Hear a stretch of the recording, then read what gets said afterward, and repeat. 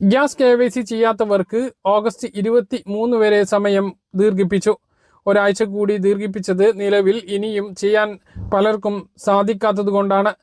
ഇനി നീട്ടി നൽകിയേക്കുമോ എന്ന് ഉറപ്പില്ല.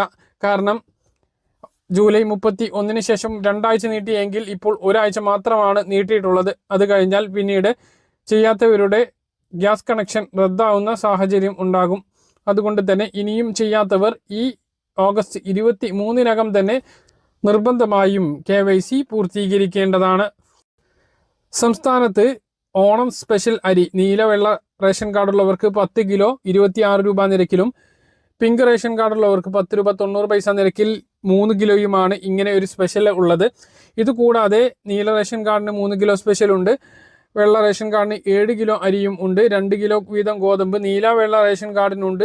4 ആട്ടയുമുണ്ട്. അതല്ലാതെ ഇപ്പോൾ പറഞ്ഞ